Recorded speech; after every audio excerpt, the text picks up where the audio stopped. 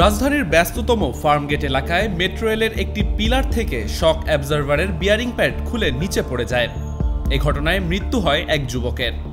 ঘটনার পরই প্রশ্ন ওঠে, আসলে এই বিয়ারিং প্যাড কি এবং কিভাবে এটি খুলে পড়ে এমন দুর্ঘটনা ঘটতে পারে।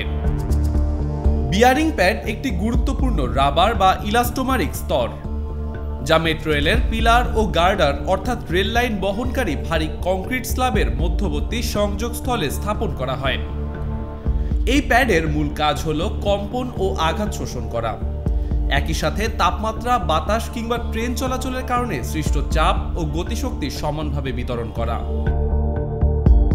অর্থাৎ এই বিয়ারিং প্যাডই মূলত রেল লাইন ও পিলারের সংযোগে ভারসাম্য রক্ষা করে এবং পুরো কাঠামোকে স্থিতিশীল রাখে। এটি সাধারণত উচ্চমানের রাবার ও স্টিলের সংমিশ্রণে তৈরি হয়, যা প্রচণ্ড ওজন ও কম্পন সহ্য করতে সক্ষম। তবে মেট্রো রেল কাঠামোর এমনই এক গুরুত্বপূর্ণ অংশ হঠাৎই এমনভাবে খুলে পড়ায় প্রশ্ন জাগছে জনমনে। Desk report, Manabzamin.